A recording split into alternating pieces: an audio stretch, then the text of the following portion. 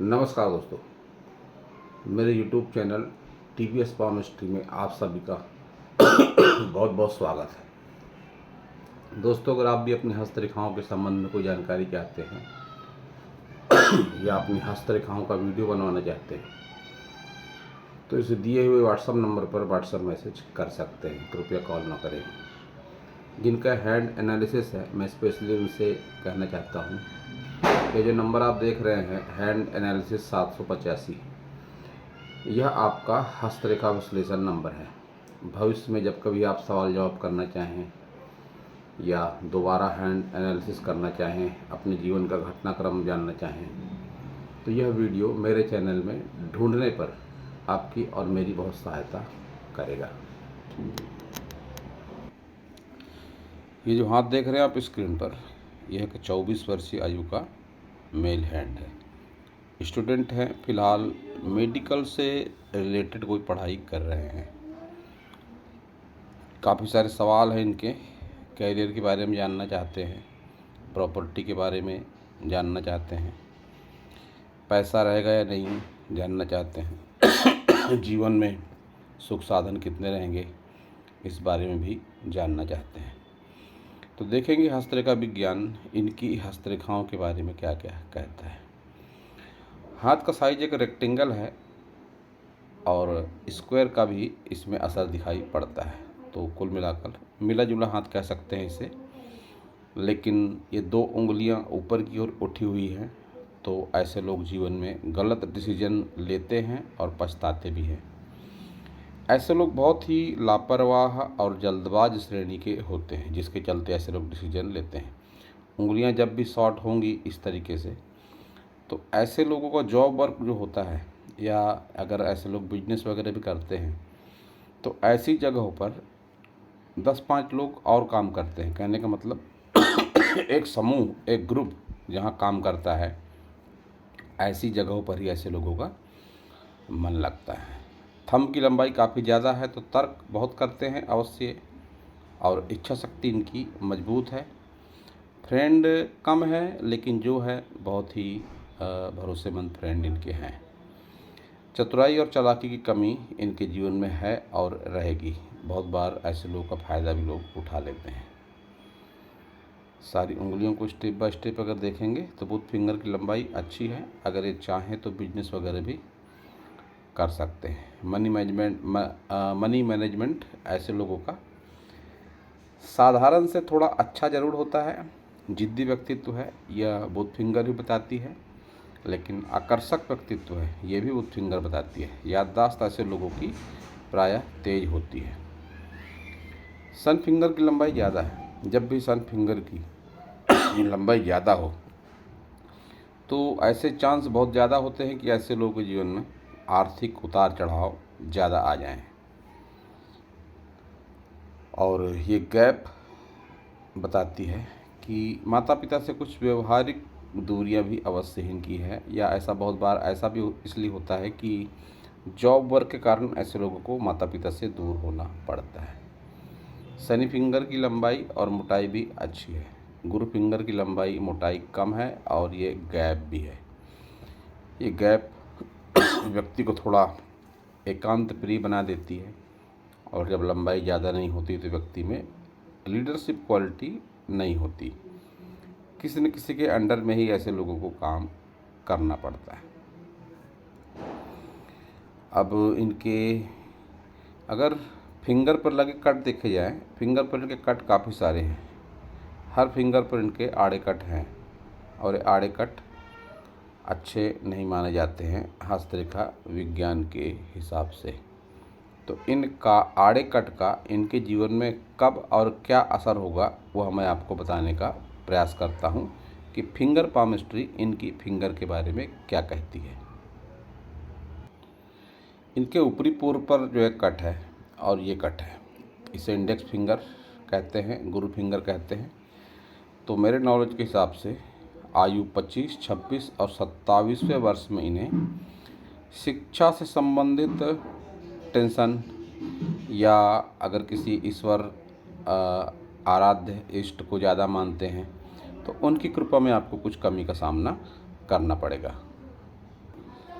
इस फिंगर को कहते हैं शनि फिंगर, और शनि फिंगर पर भी कट है। तो आयु के 24वें, 25वें और 36वें वर्ष में इन्हें विशेष आर्थिक कष्ट का सामना करना पड़ेगा, और इसे कहते हैं सूर्य फिंगर। सूर्य फिंगर के ऊपरी पोर पर आड़ा कट है। तो आयु 28 वर्ष के आसपास आपको आँखों से संबंधित कोई समस्या या चश्मे का नंबर बदलना या आपकी जॉब को लेकर कोई मानसिक परेशानी, टेंशन जैसा कुछ आपके साथ में ज़रूर होगा। और आपकी लिटिल फिंगर, मर्क्यूरी फिंगर जिसे कहते हैं, आयु के 33वें वर्ष में ये आपको कष्ट देगी। मैनेजमेंट को लेकर व्यवहारिक रूप से कुछ आपके व्यक्तित्व में कमियां इंडिकेट करती हैं ये आयु के 33वें वर्ष में। आपके हाथ में यह एक फॉर्मेशन है जिसे गडर ऑफ वीनस कहते हैं, शुक्रवलय नाम है इसका। जब भी ये शुक्रवलय होता है, ब्रेक, जैसा कि आप इसमें देख रहे हैं, ब्रेक है शुक्रवलय में, गडर ऑफ वीनस में ब्रेक है। तो ऐसी स्थिति में ऐसे लोग मूडी होते हैं, और जैसा कि इनका क्वेश्चन है कि प्रॉपर्टी वगैरह के संबंध में, तो उसमें भी बाधाएं आती हैं। मूडी होते हैं, जिद्दी होते हैं, और इन्होंने स्पेशली कहा है कि रिलेशनशिप वगैरह के बारे में मुझे कुछ नहीं जानना है, अन्यथा रिलेशनशिप के वगैरह में भी इसमें काफ़ी सारी बातें कही जा सकती हैं। तो गडर ऑफ वीनस ब्रेक जब होता है तो इससे अच्छा नहीं माना जाता है। तो अब इनके सारे माउंट देख लेते हैं स्टेप बाय स्टेप।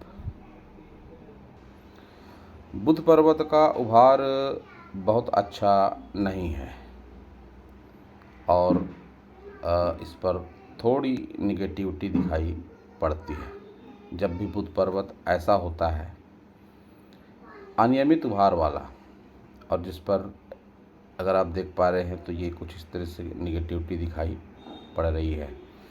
तो ऐसी स्थिति में ऐसा बहुत बार होता है कि रुपए पैसे को लेकर कोई दिक्कत, या बोलने में कुछ समस्या, या अगर कुछ 2-4 लोग सामने हैं तो बोलने में कोई प्रॉब्लम, या जो आपकी बड़ी सिस्टर होगी अगर आपकी, या छोटी भी होगी, तो उससे संबंधों में थोड़ी निगेटिविटी आती है।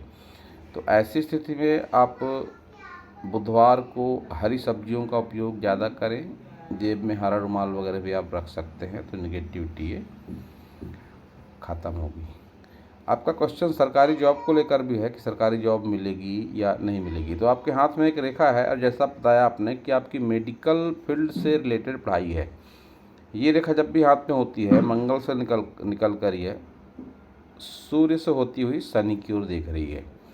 ऐसी रेखा जब भी किसी व्यक्ति के हाथ में होती है, तो ऐसे लोग अच्छे इंजीनियर बन सकते हैं, अच्छे वकील बन सकते हैं। अब जैसा कि आपने अपनी फील्ड बताई कि मेडिकल से रिलेटेड कोई पढ़ाई है, तो डॉक्टर बनने के लिए हाथ उपयुक्त नहीं है, लेकिन मेडिकल से रिलेटेड कई पढ़ाइयाँ होती हैं मेरी जानकारी के हिसाब से। तो अगर ऐसा कुछ, जैसे डॉक्टरों को जो सामान लगता है ऑपरेशन के लिए, जो सर्जिकल इंस्ट्रूमेंट लगते हैं, ऐसा कुछ अगर आप काम करें तो आपको ज़्यादा सफलता मिलेगी। या बिजनेस वगैरह भी अगर आप करना चाहते हैं, तो धातु से संबंधित कोई बिजनेस या मशीनरियों की कोई पार्ट से संबंधित बिजनेस आप अगर करते हैं तो आपको ज़्यादा सफलता मिलती है। टूर्स ट्रेवल्स का कोई बिजनेस, या अगर लकड़ी से संबंधित, फर्नीचर से संबंधित कोई बिजनेस आप करते हैं तो आपको ज़्यादा सफलता मिलेगी। लेकिन अगर बात सरकारी नौकरी की है, तो सरकारी नौकरी में काफ़ी सारी आपको परेशानियां आएंगी, और ये परेशानियों के बाद भी आपको जो जॉब मिलेगी वह आपके हित में नहीं रहेगी, आपकी पसंद की नहीं रहेगी। और उसके साथ ही उस जॉब में आपको बार बार ट्रांसफ़र जैसी स्थिति का सामना करना पड़ेगा, और वो ट्रांसफ़र भी आपके मर्जी का नहीं होगा। तो सरकारी जॉब को लेकर दिक्कतें हैं, लेकिन प्राइवेट सेक्टर में आप अच्छा कुछ काफ़ी कर सकते हैं। लेकिन एक बात ये भी है कि हस्तरेखा विज्ञान कहता है कि हस्तरेखाओं में चमत्कारिक बदलाव होता है योगदान प्राणायाम के माध्यम से। नियमित दिनचर्या, शुद्ध शाकाहार सकारात्मक दिनचर्या अगर व्यक्ति की होती है तो हस्तरेखाओं में बदलाव होता है। तो अभी आपके सूर्य पर जो निगेटिविटी है, इसको देखकर मैंने ये बात कही। आप इसका स्क्रीनशॉट ले सकते हैं या फ़ोटो रख सकते हैं अपने हाथ का। अगर आप योग ध्यान प्राणायाम करते हैं तो ये स्थितियाँ बदल सकती हैं। स्थितियाँ बदलेंगी तो फिर परिणाम भी बदल जाएंगे।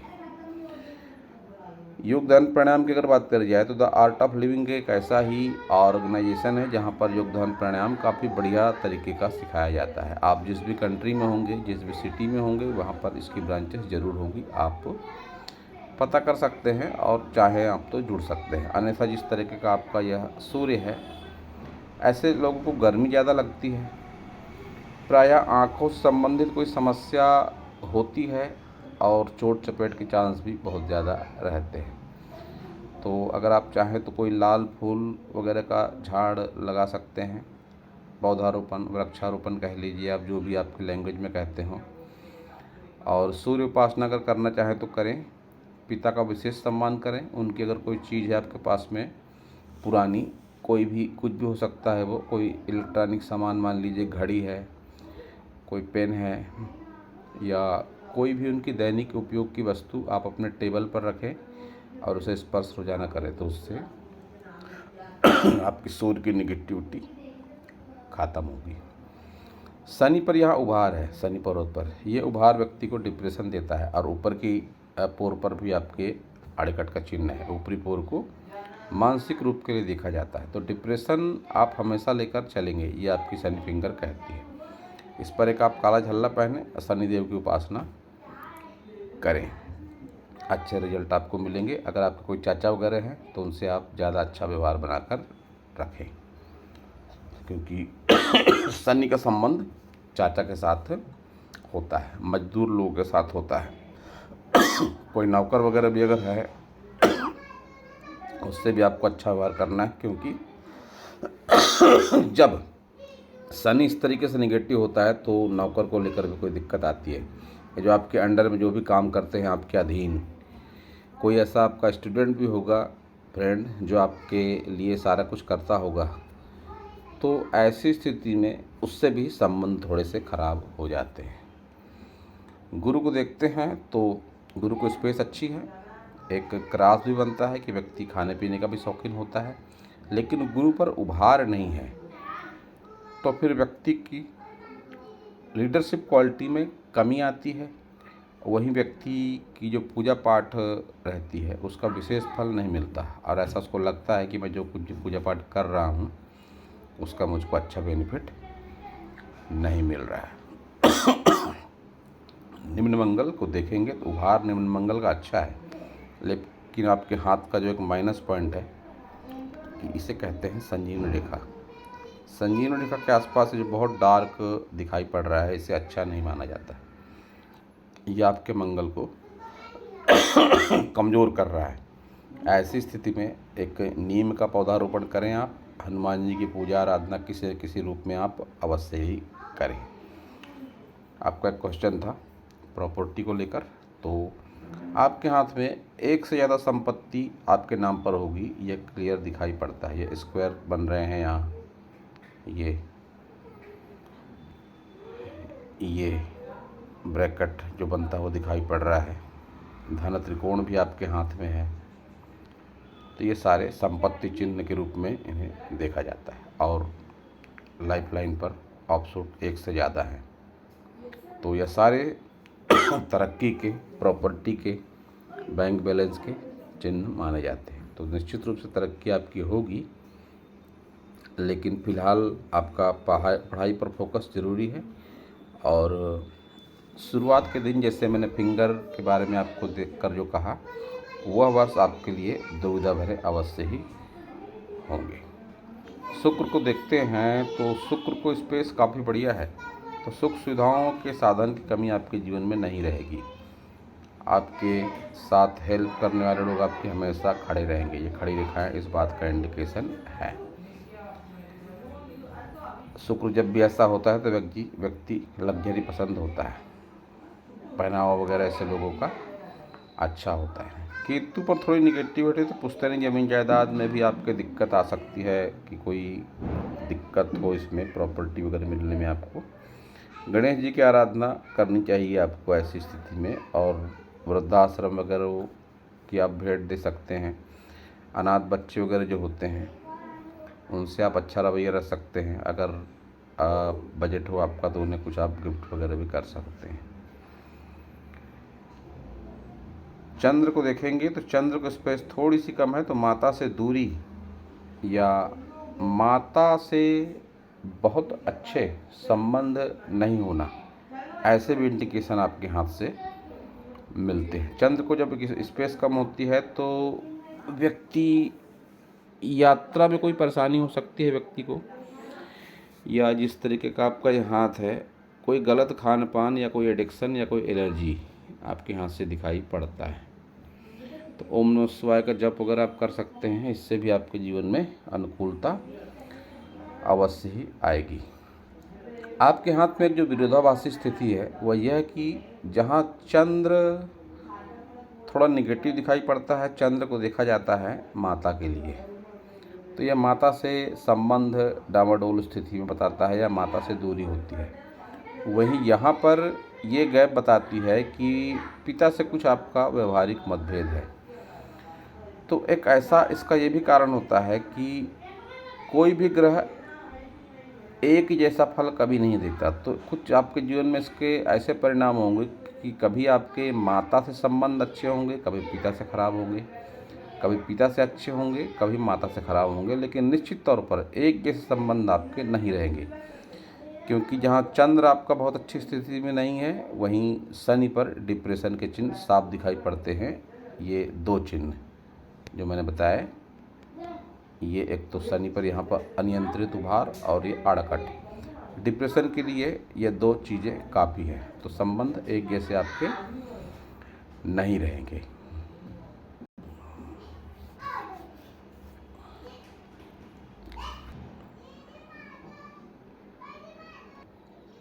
ये आपका लेफ्ट हैंड है। आपका लेफ्ट हैंड में भी वीनस आपका उभार लिए हुए है और अच्छा है, तो सुख सुविधाओं की कमी आपके जीवन में नहीं रहेगी। फिंगर आपकी उस हाथ से मिलती जुलती हैं, कट वगैरह भी लगे दिखाई पड़ रहे हैं, तो परिणाम वैसे ही होंगे जैसा उस हाथ को देखकर मैंने कहा। आपका लेफ्ट हैंड आपके राइट हैंड से कई मायनों में थोड़ा सा अलग है, कि इस हाथ को देखकर लगता है आप में चतुराई चालाकी बहुत है, और इस हाथ में आपकी संजीवनी रेखा भी उस हाथ के मुकाबले थोड़ी सी अच्छी है और डबल होकर चल रही है, भले ब्रेक है। तो कह सकता हूँ कि निजी जीवन में कहीं ना कहीं आपने कोई गलत फ्रेंड सर्कल या गलत आदतें आपके जीवन में है, जिसका परिणाम भी आपके जीवन पर पड़ रहा है। और प्रॉपर्टी वर्ग के हिसाब से हाथ अच्छा है।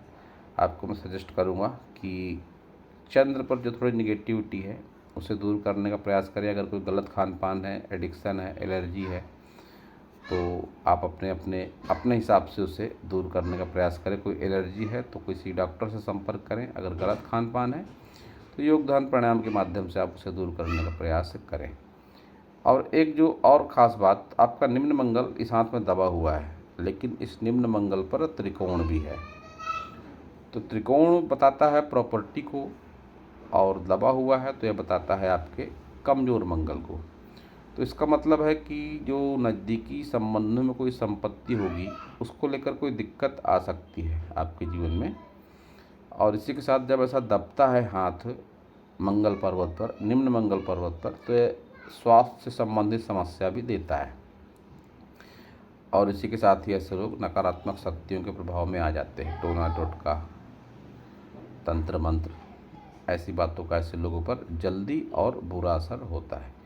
तो आपको हनुमान जी की आराधना किसी न किसी रूप में ज़रूर करनी है, और नीम का पौधारोपण आपको करना है, क्योंकि इस हाथ में आपके बाहरी मंगल पर ये जो रेखा ऊपर की ओर जाती हुई दिखाई पड़ती है, ये किसी वाद विवाद, लड़ाई झगड़े का भी संकेत देती है। और आपकी माइंड लाइन दोनों हाथों में 30 से 40 वर्ष की आयु में निगेटिविटी शो करती है।